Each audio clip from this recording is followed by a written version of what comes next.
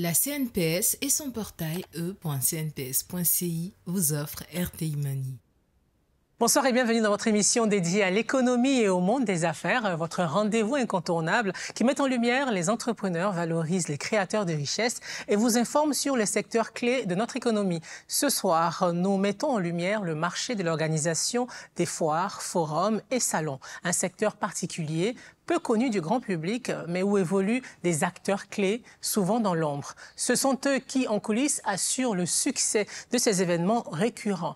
Quel est le potentiel économique de ce marché? Existe-t-il réellement des opportunités dans ce domaine? Pour en discuter, nous recevons Jean-Marc Écrissin, directeur général d'Archipel Group, une entreprise spécialisée dans l'événementiel. Jean-Marc Écrissin, bonsoir. Bonsoir, Justine. Merci d'accepter l'invitation de RTI Money. Avec vous, on va vraiment connaître tous les dessous de votre secteur. Comment s'organisent ces gros événements, combien ça coûte, qu'est-ce que ça vous rapporte. Mais avant, petit tour de table pour savoir ce qui va se passer dans cette émission avec Stéphanie qui nous parle de soutien scolaire pour nos enfants. Oui, Justine, alors les parents cherchent à aider leurs enfants à réussir à l'école. Le service de soutien scolaire devient donc une solution. On en parle dans ce numéro. Quant à vous, Rick, il s'agira de production d'or en Côte d'Ivoire. Oui, on touche à de l'or ce soir avec la Côte d'Ivoire qui est en passe de devenir l'un des plus grands producteurs de ce métal précieux en Afrique de l'Ouest avec une production d'or en 2024 de 59 tonnes. On en parle ce soir. Et puis, nous prendrons la route des millionnaires pour découvrir une maison d'horlogerie artisanale. Sans plus attendre, retrouvons Rick pour les dernières actualités du monde économique.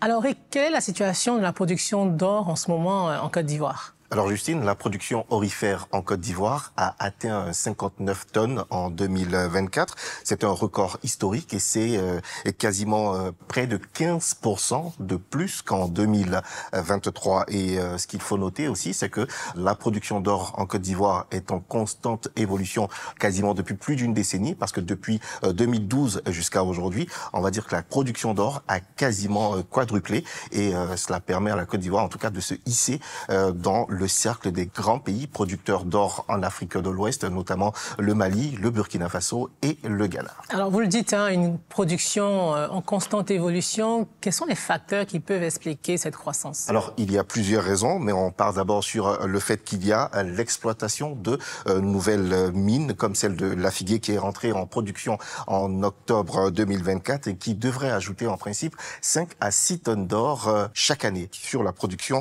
d'or en Côte d'Ivoire. Et on a aussi la découverte récente d'un important gisement, celui de Boundiali, qui est estimé à 45 tonnes d'or et qui promet donc d'accroître significativement dans les prochaines années la capacité de production d'or en Côte d'Ivoire. Et puis on ne va pas oublier qu'il y a une amélioration des infrastructures et puis il y a également de nombreux investissements qui permettent de renforcer la capacité d'extraction dans le secteur. Alors, quelles sont les perspectives, on va dire ça comme ça, pour l'avenir de l'or en Côte d'Ivoire ? Le cap, il est clair pour l'État de Côte d'Ivoire, c'est d'atteindre 100 tonnes d'or par an d'ici 2030.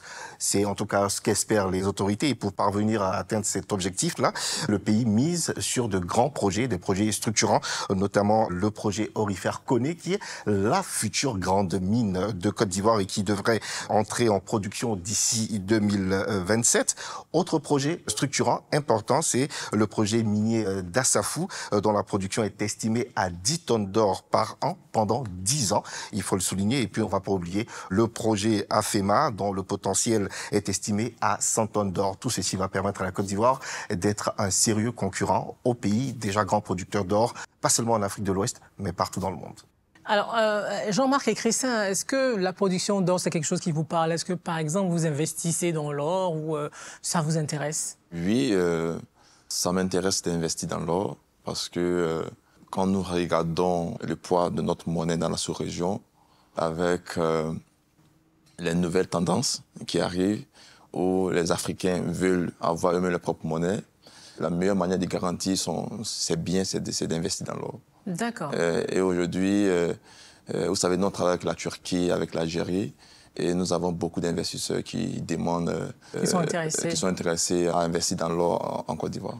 Très bien. Voilà. En tout cas, merci Rick pour ces informations chiffrées sur la production d'or en Côte d'Ivoire. Cap maintenant sur la route des millionnaires.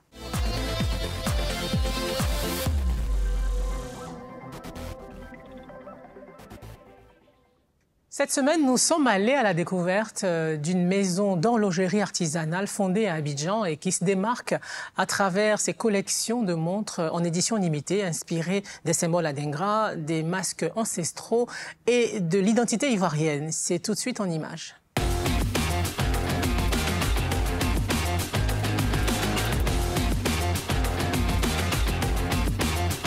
Dans un secteur largement dominé par les grandes marques internationales, une jeune entreprise ivoirienne a décidé de réinventer les codes de l'horlogerie. Entre innovation et tradition, elle ambitionne de redéfinir le temps à l'africaine. On va dire classique. Classique est quelque chose d'assez sobre. D'assez sobre. Pas trop voyant. Alors j'opterais, si je dois vous recommander, ce serait l'ananas avec le fond blanc. Avec un bracelet en cuir noir. Je pense que c'est assez sobre, classique. Et puis, ça passe sur toutes les tenues. Gérard Bamené est l'un des cofondateurs de cette marque d'horlogerie locale. Ici, les montres ne se contentent pas d'indiquer l'heure. Elles racontent une histoire, celle d'une Afrique fière, créative et tournée vers l'avenir. La Côte d'Ivoire est riche en termes de diversité de culture. Et on avait pour rêve de pouvoir montrer au monde que la Côte d'Ivoire pourrait se redéfinir au-delà de tout ce qui était pagne, parce que c'est le pagne qui est connu à l'étranger. Donc on voulait faire la mise en avant de tout ce qui est symbole culturel, de tout ce qui est de masques ancestraux, afin de pouvoir raconter notre histoire au travers des montres. On a des symboles comme le sankofa, qui enseigne qu'il faut retourner dans le passé pour affronter l'avenir. Donc c'est ce type de message-là qu'on veut transmettre à la population et au monde entier. Chaque montre est le fruit d'un travail collectif. L'heure est venue pour l'équipe de se concentrer sur un nouveau défi. Préparer leur prochain stand pour un grand salon public. Une étape clé pour renforcer la visibilité de la marque. Lorsqu'à l'approche, je pense que peut-être à 2 semaines, on va devoir se rendre sur l'espace, maximum 2 semaines. Et puis ils vont nous montrer les différents stands. Oui. C'est ce que j'allais dire, c'est ce que j'ai prévu avec le monsieur. Pour s'offrir une montre de cette marque, il faut débourser minimum 45 000 francs CFA pour l'entrée de gamme. Un prix qui se justifie par l'authenticité et la symbolique que renferme chaque pièce. On a aussi affaire parfois à des clients qui s'attendent à voir certaines gammes ou certaines marques de montres, mais à des prix vraiment bas. C'est ça. Parce qu'au-delà, on ne vend pas que la montre. On vend la montre et l'esprit aussi derrière la montre. C'est toute une histoire qu'on écrit. Et parfois, les gens ne voient que la montre pour lire l'heure. Et c'est pas que ça, Koura. Koura, c'est beaucoup d'autres choses. C'est des hommes et des femmes de valeur qui veulent impacter, qui veulent laisser des choses à leurs enfants, qui veulent toucher le pays et montrer qu'on peut, en tant qu'Ivoiriens, faire de grandes choses dans notre pays et pour notre pays.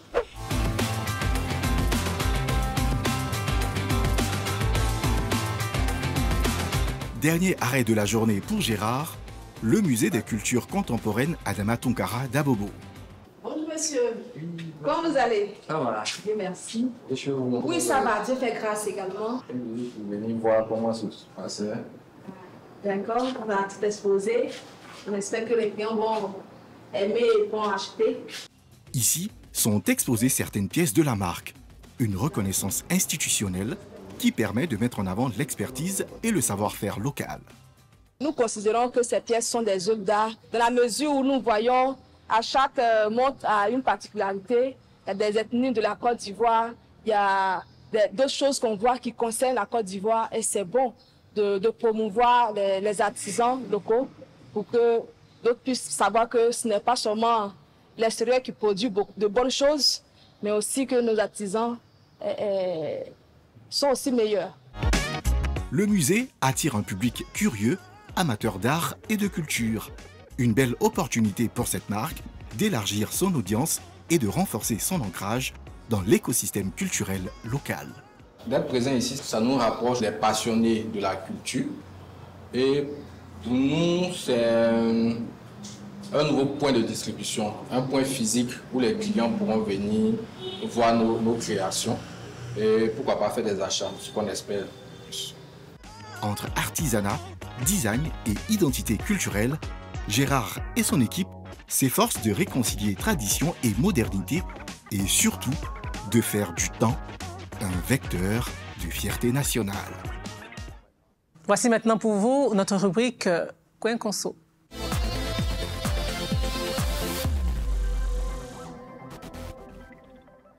Alors Stéphanie, le soutien scolaire est en pleine transformation. Dites-nous tout.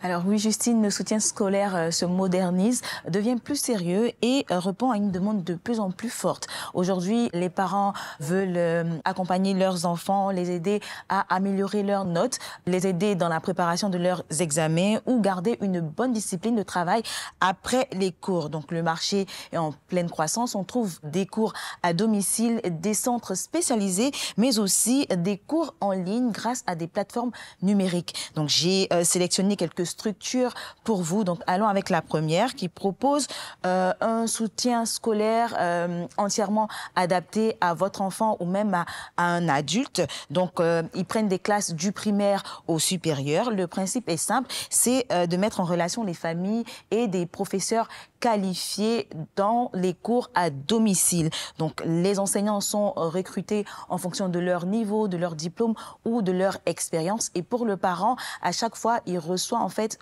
un suivi régulier pour pouvoir avoir une idée de la progression de son enfant. Et le professeur peut en fait proposer aux parents d'ajuster le programme justement en fonction de la progression de l'enfant. Nous avons une autre plateforme qui propose des cours à domicile, mais également des modules à distance pour les personnes qui habitent vraiment loin ou qui ont un emploi du temps vraiment chargé. Donc, elle couvre toutes les matières et ici, on part du primaire à la classe de terminale et cette structure prend en compte le système éducatif ivoirien et le système éducatif français.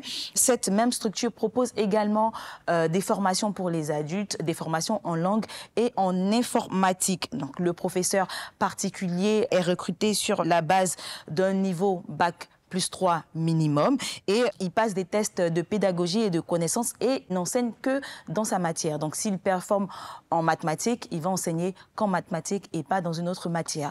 Donc ici, le principe est le même. Les parents vont toujours recevoir des suivis, en tout cas pour avoir une idée de l'évolution de leurs enfants et ils ont aussi des enquêtes de satisfaction qui sont envoyées par la structure qui va permettre en retour de pouvoir améliorer les différents services. Alors, vous êtes pour ou contre les soutiens scolaires? Je suis pour.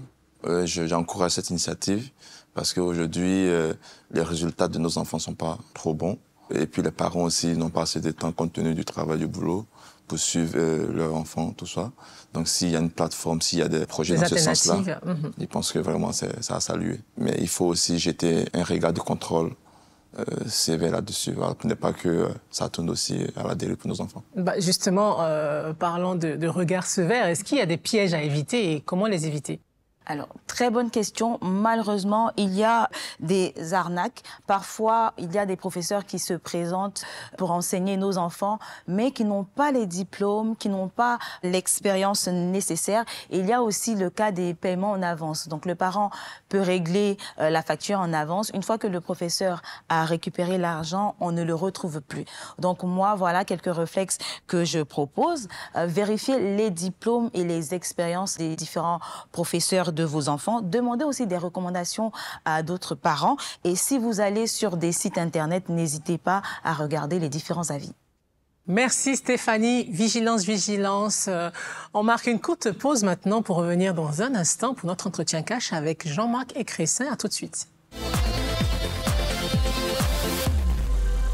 Avant, ce n'était que pour les salariés, maintenant c'est pour tout le monde. Comment tu trouves le son? Ouais, le son, oh! On ne joue pas avec le travail. Mais ton truc de CNPS là, ça m'intéresse. Est-ce que ce n'est pas cher? Non, pas du tout. Avec 600 francs de cotisation par jour, tu vas recevoir 75 000 francs par mois en cas d'incapacité. Tu blagues ou quoi? Si Togo.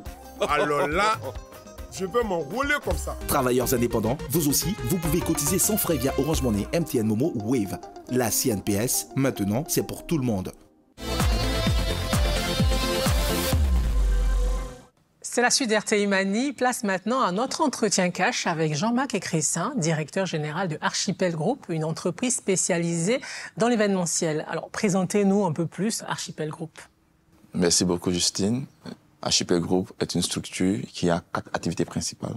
Archipel Travaux, Archipel Voyage, Archipel Automécanique et puis Archipel Event. Archipel Event qui est spécialisé dans l'organisation des événements corporate, à savoir les salons, les forums, les expositions, les foires. C'est le sujet qui nous intéresse aujourd'hui. Alors justement, quels sont les grands événements que vous avez organisés ici en Côte d'Ivoire ou ailleurs? Nous avons organisé ici en Côte d'Ivoire le CIBAT, le Salon international du bâtiment. Nous avons fait 6 éditions en Côte d'Ivoire. Et la dernière édition était les 4 et 5 septembre dernier, 2024, au plateau, à la Caisse Table. Et puis, nous avons organisé aussi 2 grands événements internationaux, à savoir le WCI Forum, World Cooperation Industry Forum, à Istanbul.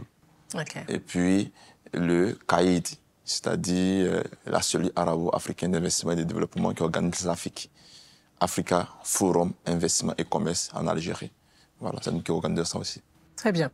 Alors, donc, vous organisez des événements ici en Côte d'Ivoire et à l'étranger. Et à l'étranger. Alors, en quoi consiste l'organisation d'un salon, d'une foire ou encore d'un forum?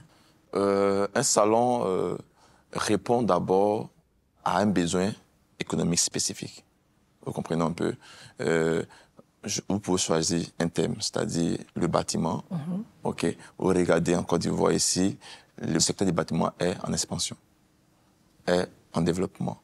Et quand un secteur est en développement, ce secteur a besoin de nouvelles innovations, de nouvelles technologies. Et de rassembler aussi les acteurs du secteur. Du secteur. Donc déjà, il faut identifier d'abord les exposants. Quelle technologie, quelle solution nouvelle que vous pouvez apporter au plan économique en Côte d'Ivoire. Parce qu'un salon, c'est exposants et visiteurs. C'est exposants et visiteurs.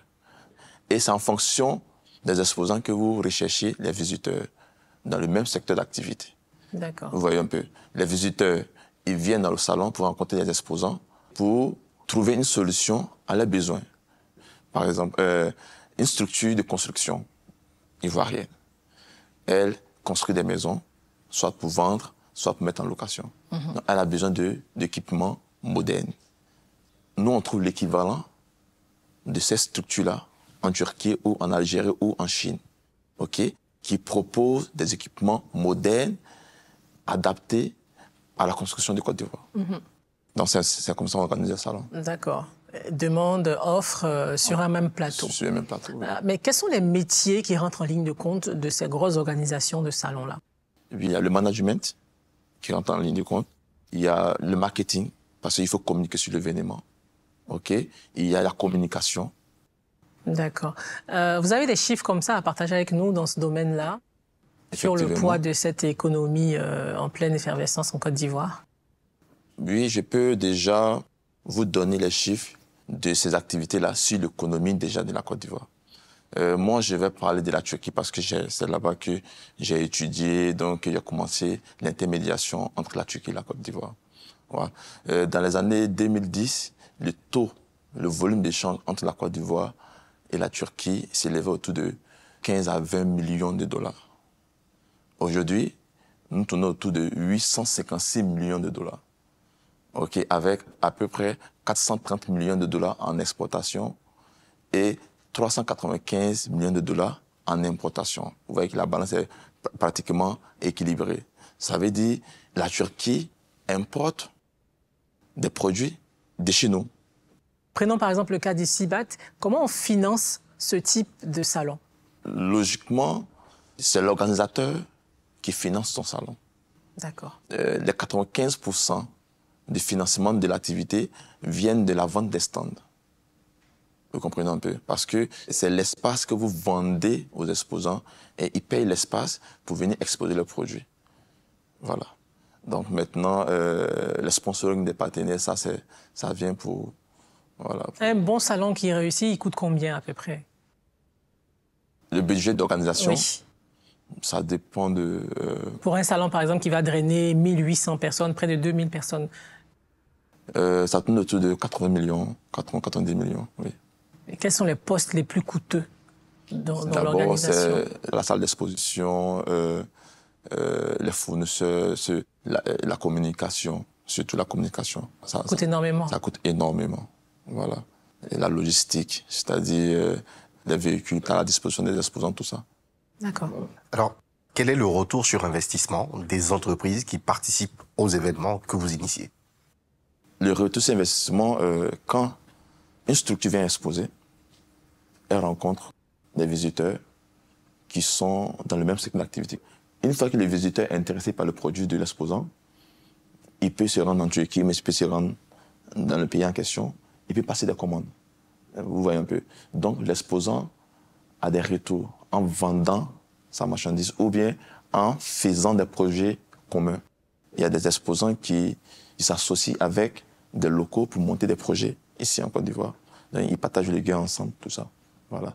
Et nous, en tant qu'organisateurs, si on vend plus de stands, imagine, souvent on vend des stands à $3 500, à $4 500. Si vous avez vendu 100 stands, ça fait déjà plus de $450 000. Déjà, ça multiplie ce que ça fait. Donc, vous retirez les charges des gens. Et puis, bon, le reste, ça sert aux bénéfices. Voilà. Mais comme vous n'êtes pas seul aussi, il y a toute l'équipe d'organisation qui est là, tout ça. Est-ce qu'il y a des obstacles dans l'organisation? Qu'est-ce que vous rencontrez souvent comme obstacles, comme difficultés dans l'organisation? Comme difficulté, c'est d'injecter beaucoup de fonds et puis d'avoir moins d'exposants. Par exemple, vous avez fait une organisation pour 100 exposants et puis vous avez eu peut-être 20 exposants. Vous voyez un peu. Or, les charges, les salles, les hôtels, tout ce que vous avez fait à fond propre. C'est ça. Vous comprenez un peu. Quel est le bon timing pour commencer l'organisation d'un événement qui va se passer en septembre? Quand est-ce que, quand on est rigoureux, on doit commencer? Il faut au moins 8 mois de préparation, voire même 1 an. Si vous devez organiser un forum, vous devez commencer à communiquer sur le forum 1 an avant. D'accord. Voilà. Vous devez identifier les besoins réels. Parce que si vous lancez un forum sur des besoins qui ne sont pas importants, vous allez voir que les gens ne vont pas participer à ces forums-là. Comment l'organisation d'événements contribue-t-elle à dynamiser l'économie locale? D'abord, l'organisation des événements permet de faire découvrir notre pays, de mettre en avant les potentiels... La destination Côte d'Ivoire et les investissements. Le potentiel économique de la Côte d'Ivoire. Aujourd'hui, avec les infrastructures que la Côte d'Ivoire a bénéficiées, ça a rendu le pays attractif. Et plusieurs investisseurs veulent venir en Côte d'Ivoire pour investir, pour collaborer avec les entrepreneurs locaux. Mais comment faire? Un investisseur ne peut pas venir dans un pays comme ça. C'est à travers les salons et les expositions qui viennent. Parce qu'il faut qu'il trouve un interlocuteur qui parle le même langage que lui. Alors, sur quoi vous travaillez en ce moment et quelles sont vos perspectives? Nous travaillons actuellement sur le CIFIA, qui est le Salon international des fournisseurs et investisseurs d'Afrique. C'est un nouveau produit. Nous lançons la première édition cette année. Et pourquoi le CIFIA? Parce que au préalable, c'était le CIBAT. Et le CIBAT, c'était uniquement la construction et les partenaires exposants étaient uniquement les Turcs. Et nous avons eu plusieurs demandes de plusieurs pays. L'Algérie a demandé à rejoindre Archipel Group. Donc, nous avons élargi un peu le champ des partenariats. Donc, à côté de la Turquie, nous avons ajouté d'autres pays, à savoir l'Algérie, la Chine, l'Inde, le Maroc et la Tunisie. Très bien. Maintenant, nous avons diversifié aussi les secteurs d'activité. C'est plus seulement le bâtiment. Nous avons permis aussi au secteur agricole de nous rejoindre, le textile, la technologie, les énergies renouvelables, de nous rejoindre. Donc, raison pour laquelle nous sommes passés de CIBAT au CIFIA. D'accord. Voilà. En tout cas, on vous souhaite beaucoup de succès pour votre prochain salon et pour l'avenir. Jean-Marc Ekressin, merci d'avoir répondu aux questions d'RTI Mani. Merci beaucoup aussi de m'avoir reçu. C'était avec plaisir. Merci Rick, merci Stéphanie. C'est la fin de cette émission. Merci d'être resté avec nous. Avec toute mon équipe, je vous donne rendez-vous la semaine prochaine pour un nouveau numéro de votre magazine Business qui décrypte pour vous les enjeux de notre économie. Et comme toujours, place à l'agenda éco pour rester informé des événements à ne pas manquer. Bonsoir. Au programme de votre agenda éco cette semaine, D'abord, cap sur l'Ivoire Tech Forum qui se tiendra à Abidjan du 9 au 11 juillet 2025. L'événement vise à connecter les startups numériques ivoiriennes et africaines à l'écosystème mondial en valorisant les talents, les innovations et les opportunités d'investissement. Près de 500 participants sont attendus. Jeunes pousses, grandes entreprises, institutions publiques et investisseurs internationaux. À noter également la première édition du salon entrepreneurial Œil du Tigre, prévu les 30 et 31 juillet 2025 toujours à Abidjan. Ce rendez-vous économique rassemblera un large éventail d'acteurs, start-up, PME, porteurs de projets, investisseurs et structures publiques. Objectif, stimuler la croissance des entreprises locales et encourager les échanges à fort impact entre professionnels. Merci de votre fidélité et à la semaine prochaine. La CNPS et son portail e.cnps.ci vous a offert RTI Money.